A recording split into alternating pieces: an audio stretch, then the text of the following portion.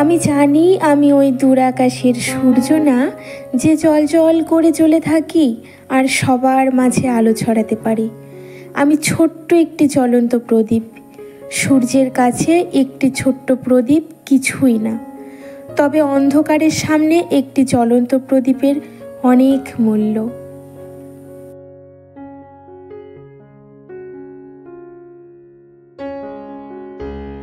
Hello everyone, good morning. কেমন আছে সবাই? মাম্পির নতুন একটি ব্লগে আপনাদের অনেক স্বাগত জানাই। ঘড়ির কাঁটার সময় এখন সকাল 6:30। ঘুম থেকে উঠে দেখো আমি ব্রাশ করে নিলাম আর মুখ চোখগুলো ভালো করে ধুয়ে নিলাম। যেহেতু প্রচণ্ড গরম, তাই আমি সকালবেলায় ভালো করে জলের ঝাপটা দিয়ে চোখ মুখগুলো ধুয়ে নিই।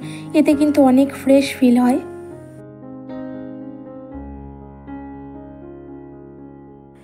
কাজকর্ম শুরু করার আগে প্রত্যেক দিনের আমার অভ্যেস কি বলুন তো, সকালবেলা উঠে ফ্রেশ হয়ে সানস্ক্রিনটা অ্যাপ্লাই করে নেওয়া।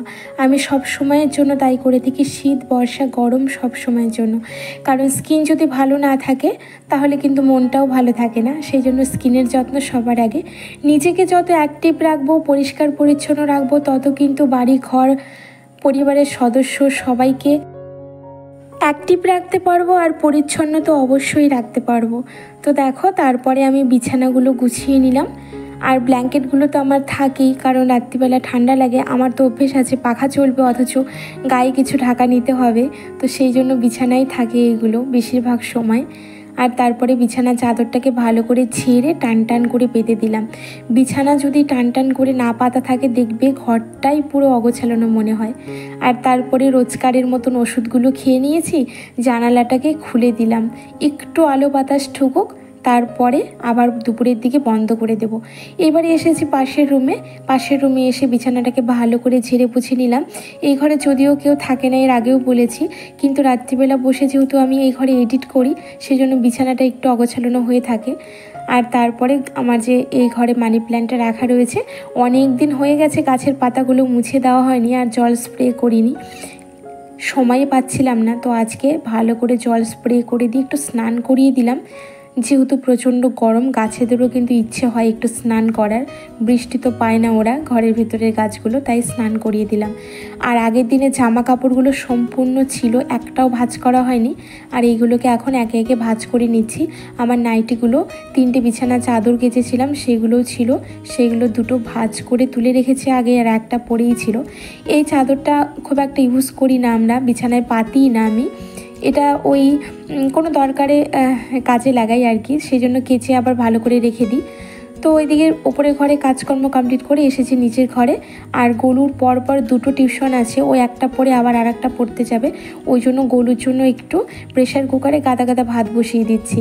আর আমি গাদা গাদা ভাতটা এইভাবে বানিয়ে থাকি, চাল আর ডাল একসাথে ধুয়ে দিয়ে দিই, তার মধ্যে নুন, একটু হলুদ, একটু সর্ষের তেল আর বেশ খানিকটা গোটা কাঁচা লঙ্কা দিয়ে দিই। আর তারপরে পরিমাণ মতন জল দিয়ে প্রেশার কুকারে 3 থেকে 4টে সিটি মেরে দিলেই হয়ে যায়। চলুন এটা হতে থাক।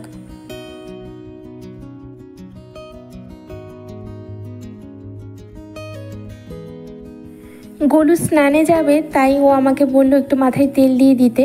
আর ওইদিকে খাবারটা যতক্ষণে হচ্ছিল একটু পাখার নিচে বসে জানালাটা খুলে দিয়েছি এই পাশের, আর এইদিকে দরজাটাও খুলে দিয়েছি।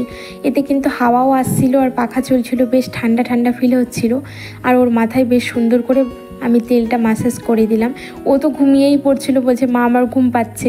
বললাম যা তাড়াতাড়ি স্নান করিয়ে নে, স্নান করে খাওয়া দাওয়া করেই বেরোবে, কারণ ভর দুপুরবেলাতেই পড়া রয়েছে, 2খানা পড়া পরপর। ওই জন্য একটু ভাত খাইয়ে পাঠালে আমিও শান্তি পাবো আর ও ভালো মতো পড়তে পারবে। শুধু জল খেয়ে বা পাতলা ছাতুর ঘোল খেয়ে গেলে ওর একদম খিদে পেয়েছে, তো অনেকক্ষণ অবধি থাকতে হবে। আর সঙ্গে একখানা মুরগির ডিমের পোচ করে দিয়েছি, দিতে চাইলাম না তবু দিলাম, যেহেতু প্রচণ্ড গরম। আর এই দেখো, আমি আজকে ব্রেকফাস্টে নিয়েছি চাল ভাজা আর লিকার চা। কে কে খাও বলো তো এইরকম? চায়ের মধ্যে মুড়ি ডুবিয়ে, চাল ভাজা ডুবিয়ে চামচ দিয়ে তুলে তুলে। ছোটোবেলায় কিন্তু এরকম করে খাওয়ার অভ্যেস খুব ছিল, আমার তো ছিল, সবারই ছিল। আমাদের বাড়িতে যদিও খুব একটা চা হতো না, শীতের সময় যদি মা কখনো বানাতো তখন এরকমভাবে মুড়ি গ্লাসের মধ্যে দিয়ে খেতাম, বেশ মজার ছিল। আর ওই খাবারগুলো খুবই ভালো লাগে। তো এখন যখন বড় হয়ে খাই এরকম খাবারগুলো মাঝে মাঝে, আমার খুব ভালো লাগে। ছোটোবেলার কথা তো মনে পড়ে। আর সবসময় ট্র্যাডিশনাল খাবার আর ট্র্যাডিশনাল সাজ পোশাক আমার খুব পছন্দ। সাবেকিয়ানা যেখানে রয়েছে সেইগুলো আমার ভীষণ ভালো লাগে, ফিল করি অনেক কিছুই। তো খাওয়া দাওয়া কমপ্লিট করে ওইদিকে কাপ প্লেটগুলো ধুয়ে নিয়েছি। আর এইদিকে দেখো আমি বানাবো আজকে কাঁচা আমের কাশ্মীরি চাটনি। তো আমটাকে ভালো করে ম্যারিনেশন করে এইদিকে ভাতের জলটা ফুটছিল টকবক করে, তাই চালটাকে ধুয়ে ছেড়ে দিলাম। আর আজকে কিছু সেদ্ধ দেইনি। বাজার থেকে ট্যাংরা মাছ এনেছে, ভাবছি আজকে আলু দিয়ে টমেটো দিয়ে ট্যাংরা মাছের পাতলা ঝোল করব, শুধু একটু কাঁচা লঙ্কা, আদা আর জিরে বাটা দিয়ে, আর কিচ্ছু না, যেহেতু প্রচণ্ড গরম সেই জন্য। আর পাট শাক করবো, পাট শাকটা দেখছিলাম একটু বুড়ো বুড়ো, তাই একটু কুচিয়ে নিলাম। খুব বেশি কুচি কুচি করলাম না, নইলে ন্যালপা হয়ে যাবে। মাঝে মাঝে বড় বড় করে টুকরো করে নিলাম, নইলে না খসখসে হবে ভাজাটা। আর আমাদের বাড়িতে শাক ভাজা খসখসা হলে পাট শাকটা বিশেষ করে কেউ খেতে চায় না, একটু নরম নরম ভাজা হলে সেটা সবাই পছন্দ করে, গোলু আর আমার হাজব্যান্ড দুজনই। তো শাকটা কাটা হয়ে গেছে, ধুয়ে রেখে দিলাম। আর এইদিকে ভাতটাও হয়ে গেছে, ভাতটাকে এবার উপর দিয়ে দিই। মিতালি দি ভাই কমেন্ট করেছে, খুব ভালো লাগলো বন্ধু, থেকে গেলাম। অনেক ধন্যবাদ মিতালি দি তোমাকে। টুম্পা পাল ও কমেন্ট করেছে, খুব ভালো লাগলো। টুম্পা তোমাকে অনেক অনেক ভালোবাসা আমার তরফ থেকে। আঞ্চি দাস ও কমেন্ট করেছে, পুদিনা পাতা কি গাছে হয়েছে? আঞ্চি দি ভাই অবশ্যই পুদিনা পাতা গাছে হয়, তবে আমি গাছটা লাগাইনি, আমার এটা বাজার থেকে কেনা, আমার হাজব্যান্ড কিনে এনেছে। মিষ্টি কুমড়ো ডাঁটা দিয়ে আর বেগুন, ঝিঙে, পটল সব কিছু দিয়ে কাঁচা লঙ্কা ছিঁড়ে একটা মিক্স ভেজ বানাবো, নিরামিষ তরকারি। আর এই তরকারিতে আমি একটু সোনা মুগ ডাল ফোড়ন দিয়েছি, সঙ্গে কাঁচা লঙ্কা আর পাঁচ ফোড়ন। এরকমভাবে তোমরা মিক্স ভেজ বানিয়ে খেও, দেখো প্রচুর টেস্টি হয় খেতে আর দারুণ লাগে, খুব অল্প তেলে দারুণ সুন্দর রান্না হয়ে যায়। তো এইদিকে সবজিটাকে বসিয়ে দিলাম। আর এইদিকে যে সবজি কেটেছিলাম বসে বসে নিচে বটিতে, এইখানে সবজির খোসাগুলো ছিল, তো সমস্ত খোসাগুলোকে তুলে মেঝেটাকে ভালো করে মুছে নিলাম, নইলে আমি হয়তো হোঁচট খেয়ে পড়ে যেতাম কখনো ভুলবশত। তো এইদিকে সবজির খোসাগুলো ফেলে দিয়ে এসেছি বাইরে। আর এবারে দেখো পাট শাকটাকে ভাজতে বসিয়ে দেব। তো কড়াই একটু তেল দিলাম আর দিলাম শুকনো লঙ্কা ফোড়ন, সঙ্গে একটু হলুদ দিয়ে দিলাম আর বেশ কয়েক কোয়া রসুন দিয়ে দিলাম। আজকে ভাবলাম পাট শাকটা একটু রসুন দিয়ে ভাজা করি, মাঝে মাঝে পাল্টে পাল্টে খেতে কিন্তু বেশ ভালো লাগে, একঘেয়েমি কোনো কিছুই ভালো লাগে না, বিশেষ করে খাবার দাবার। তো এদিকে দেখো পাট শাকটা ছেড়ে দেওয়ার পরে একটু নুন আর একটুখানি মিষ্টি অ্যাড করলাম। শাকে সামান্য একটু মিষ্টি অ্যাড করলে কিন্তু খুব ভালো লাগে খেতে, ব্যালেন্সটা ঠিকঠাক হয়। তো এবার একটু ঢাকা দিয়ে দেবো, সেদ্ধ হোক। ট্যাংরা মাছগুলোকে এবারে ভেজে দেব। ট্যাংরা মাছ বলো আর শিঙি মাছ বলো, আমি কোনো মাছই ঝোলে যেই মাছগুলো দিই খুব কড়া করে ভাজি না, যদি খুব কড়া করে ভাজি তাহলে মাছটা খেতে ছিবড়ে লাগে। তো মাছটা ততক্ষণে ভাজা হোক। আর এইদিকে দেখো আমার কাশ্মীরি চাটনিটা রেডি হয়ে গেছে, একটু ঠান্ডাও হয়ে গেছে, নামিয়ে রেখেছিলাম। এবারে একটা বাটির মধ্যে নামিয়ে ঢাকা দিয়ে ফ্রিজে রেখে দেবো। ঠান্ডা ঠান্ডা চাটনি খেতে কিন্তু খুব ভালো লাগে গরম চাটনির থেকেও।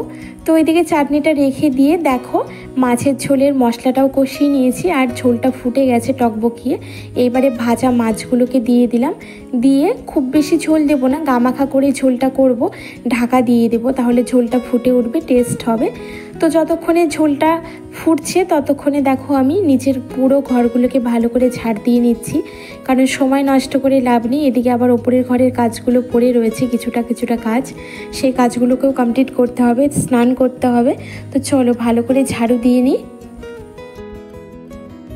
টানা বেশ কয়টা দিন নাকি প্রচণ্ড গরম থাকবে, সবাই খুব সাবধানে থেকো বন্ধুরা, বেশি বেশি করে জল খেও আর গ্লুকন ডি অবশ্যই খেও, ওআরএস খেও। তো এদিকে ঝাড়ু দেওয়া কমপ্লিট হওয়ার পরে আমি স্নান করে নিয়েছি। আর ছাদের উপরে কয়েকটা প্যান্ট ছিল কলুর, সেই প্যান্টগুলো একদম শুকিয়ে পাপড় হয়ে গেছে, তাই প্যান্টগুলোকে তুলতে এসেছি এত রোদ্দুরের মধ্যেও। তো এইবারে গিয়ে খাওয়া দাওয়াটা সেরে নেব।